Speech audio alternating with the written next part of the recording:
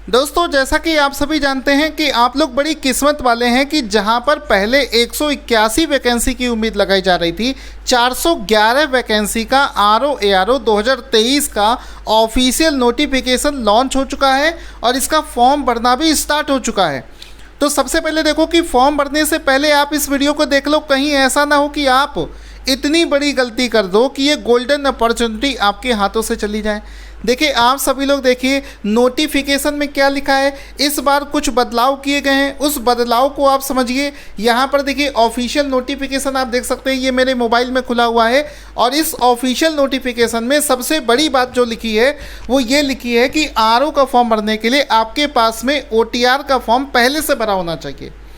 साथ ही साथ में लिखा है कि RO का फॉर्म सबमिट करने से 72 घंटे पहले वो आपका OTR होना चाहिए। इस चीज़ को आपको ध्यान रखना है।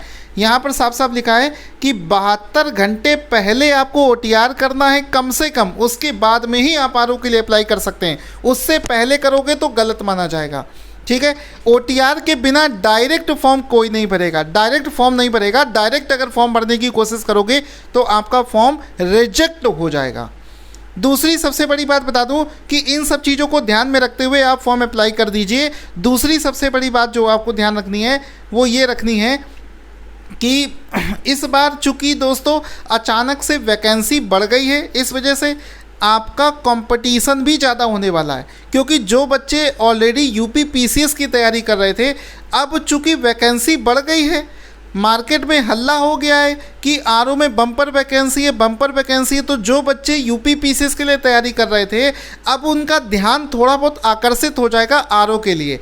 तो अगर आप इस एग्ज़ाम को पहली बार में क्वालिफाई करना चाहते हैं तो मेहनत के साथ साथ में आपको थोड़ा सा दिमाग लगाकर पढ़ना होगा। एक चीज़ इसमें ध्यान दे लो कि RO में कोई इंटरव्यू नहीं होता है, इसमें मैथ नहीं पूछी जाती है। ठीक है, प्रीलिम्स का एग्ज़ाम देना होता है और मेंस का एग्ज़ाम दोगे डायरेक्ट आपकी जॉब लग जाएगी, कोई इंटरव्यू नहीं देना पड़ता है। अब प्रीलिम्स का एग्ज़ाम दोगे और मेंस का दोगे तो आपका सिलेक्शन प्रीलिम्स के नंबर के बेसिस पर होगा या मेंस के बेसिस पर होगा। तो आपका जो सिलेक्शन है वो मेंस वाले एग्ज़ाम में आपके कितने नंबर हैं उसके बेसिस पर किया जाएगा, प्रीलिम्स के बेसिस पर आपका सिलेक्शन नहीं होगा। प्रीलिम्स का जो एग्ज़ाम है वो सिर्फ क्वालिफाइंग नेचर का है, लेकिन प्रीलिम्स ज़्यादा टफ होता है इन कंपैरिजन टू मेंस के। ठीक है, तो ये चीज़ आप ध्यान रखो। अब सर प्रीलिम्स की कट ऑफ कितनी जाती है, तो टोटल देखो 200 नंबर में से प्रीलिम्स की कट ऑफ जाती है 127 नंबर के आसपास। तो अगर आप प्रीलिम्स में 127 क्वेश्चन सही कर देते हैं तो आप प्रीलिम्स क्वालिफाई हो जाओगे। उसके बाद में आपको 2-3 महीने का समय मिलेगा और फिर आपको मेंस का एग्ज़ाम देना पड़ेगा। मेंस में आपकी कट ऑफ जो है 400 में से 275 270 नंबर जाती है। उतने अगर आपके मार्क्स हैं, इंटरव्यू होता नहीं है, सीधे आपका सिलेक्शन हो जाएगा। ठीक है, ये चीज़ हो गई। दूसरी चीज़ है कि कौन कौन से लोग इस फॉर्म को भर पाएंगे। जो लोग 21 साल से 40 साल के बीच में हैं, सिर्फ वही लोग इस फॉर्म को भर पाएंगे। जो लोग पहली बार इस एग्ज़ाम के बारे में जान रहे हैं वो समझो कि ऐसी गलती मत करना कि आप सोचो कि यार हम एक तरफ से किताबों से पढ़ना शुरू कर देंगे। देखो अगर आप एक तरफ से किताबों से पढ़ना शुरू करोगे तो इसमें बहुत सारे सब्जेक्ट हैं और सारे सब्जेक्टों की किताबें पढ़ोगे तो आपको टाइम बहुत ज़्यादा लग जाएगा। सबसे अच्छा तरीका है कि कोई बेस्ट बैच आपको ढूंढना है जहाँ पर ये सारे सब्जेक्ट आपको पढ़ाए जाएं किसी टीचर के द्वारा। क्योंकि अगर खुद से पढ़ोगे तो आपको टाइम बहुत लग जाएगा और उसी टॉपिक को कोई टीचर आसानी से आपको समझा देता है। दूसरी बात है कि आपको बुक्स भी रेफ़र करनी चाहिए। जैसे मान लो कोई ऐसा टॉपिक है जिसमें आपको लगता है कि डिटेल में पढ़ने की ज़रूरत है, तब आप रेफरेंस के लिए बुक का यूज़ कर सकते हो।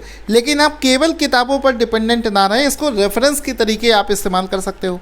ठीक है, इसके अलावा आपको बता दूँ कि इसका जो एग्ज़ाम है वो लगभग एक्सपेक्टेड है कि फरवरी के आसपास में एग्ज़ाम होगा।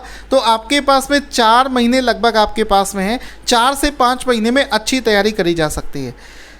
आपको एक चीज़ बता दूं कि हमारा जो RO-ARO का बैच है, हमने एक बैच बनाया। उस बैच में क्या है कि आपको ये किताबें पढ़ने की ज़रूरत नहीं है, एग्ज़ाम ओरिएंटेड कंटेंट उसमें आपको मिलेगा। क्योंकि RO में सब कुछ नहीं पूछा जाता है।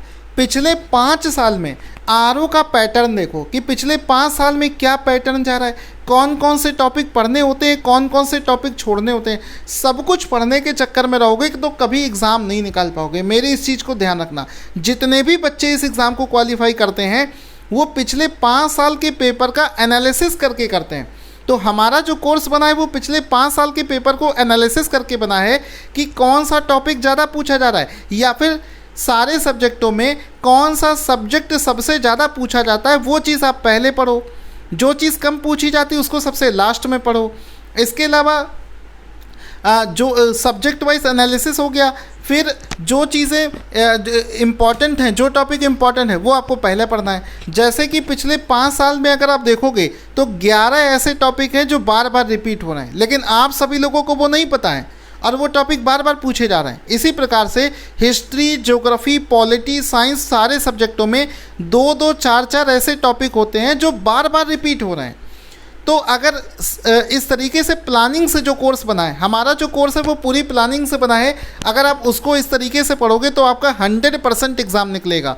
तो ये सब गलतियां आपको करना नहीं है। किसी के मन में कोई डाउट है, अगर आप हमारा कोर्स लेना चाहते हैं तो वीडियो के डिस्क्रिप्शन में उसका लिंक है, वहाँ से जाकर आप ले सकते हैं। Thank you so much guys.